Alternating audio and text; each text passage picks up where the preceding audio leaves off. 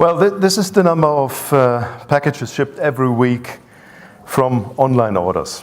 And they all have to be packed, and a significant number of them is packed manually. I think that's very important because we at Picavi are a company in Germany, close to the Dutch and Belgian border, and we are supporting workers to pick with smart glasses in the most efficient way available. And I'm not talking about virtual reality. I'm not talking about augmenting the world using binocular smart glasses. I'm talking about monocular performance boosters, like we have seen with Rick in the presentation before, and the complete ecosystem to feed them in the warehouses around the world. So why monocular smart glasses?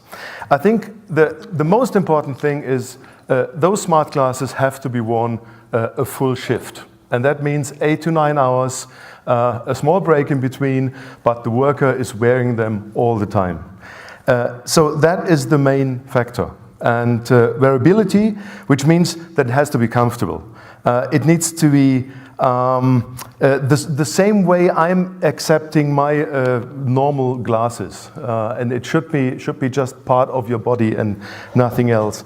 And I think there you see very easily that monocular smart glasses are very low weight in this area of like 40 to 60 grams, and that's extremely important. Picavi is currently one of 12 glass partners worldwide. That is mainly due to the fact that glass is primarily sold as a complete solution. That means hardware, software, and services. And I'm very happy that Mel is here, Melvin Chua. He's heading the go-to-market of glass worldwide. Mel, it's your audience for 2 or 3 minutes. All right. Well, thank you for having me, Ralph.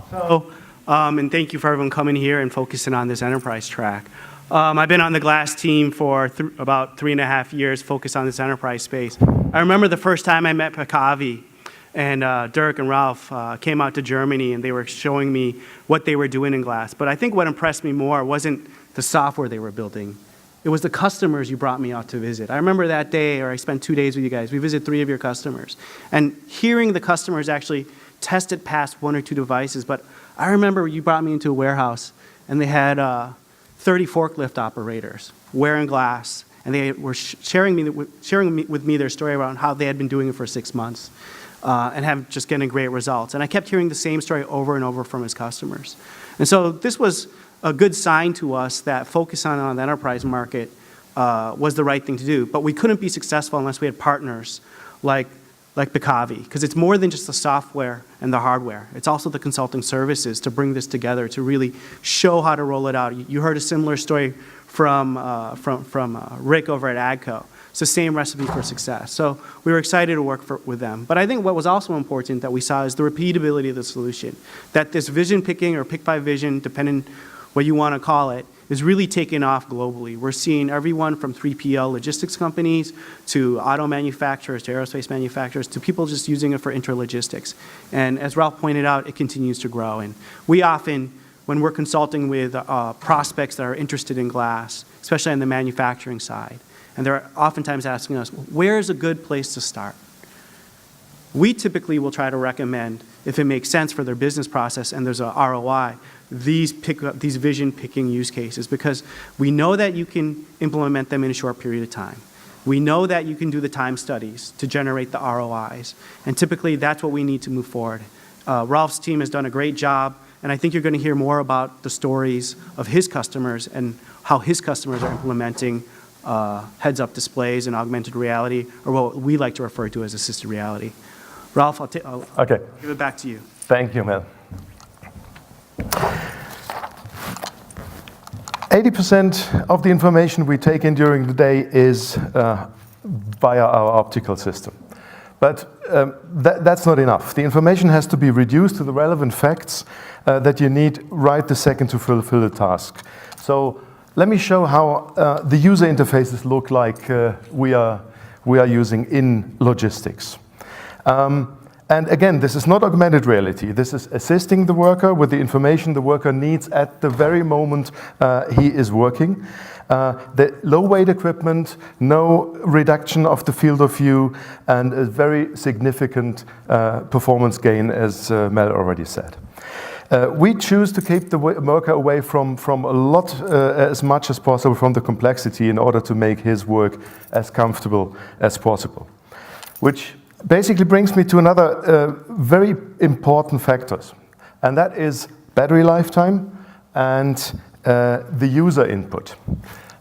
We heard from Rick earlier about voice. We primarily try to reduce this input technology to 5 keys. And that is basically, we have a power control you wear on your belt that has 5 big buttons, so it's a battery and the input device. This is the device which interacts with any of the smart glasses for the worker, so he's not touching somewhere up here. He's very comfortable touching a large, very big buttons on his belt. So combining all that, it comes down to 3 basic, but I think for the industry very important and cost-saving arguments.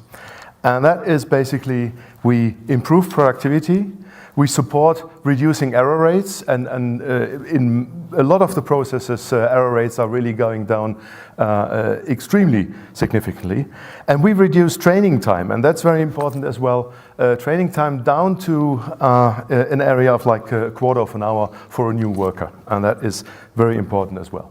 But let me show you how the workers are really using this technology.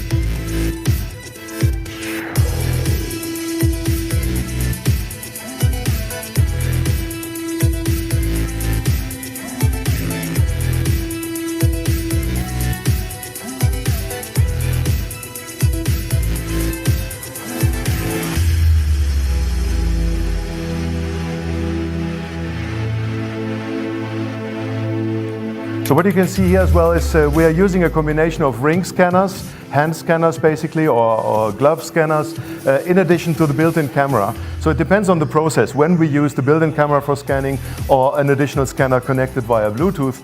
But the important thing is basically the user can use the technology he wants to use at the moment for the scanning. And that means basically if there's a pallet and you have a barcode down there, nobody would use the camera in the smart glass to scan. So you need this combination actually to really work in the warehouse properly. So this was Wertz. Wertz Supply Chain is a leading Belgium third-party logistics provider, and I think that was one of the companies Mel was talking about as well. They are driving a lot of forklifts, as you have seen.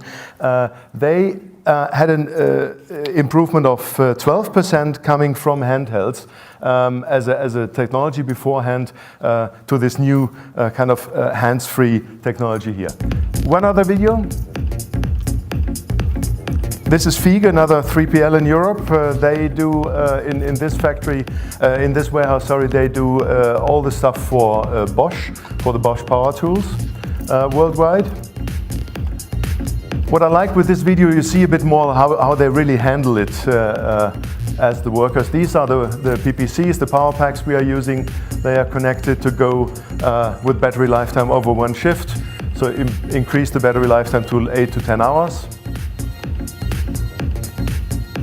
These are the cages they are using to collect the stuff. This is one of our user interfaces.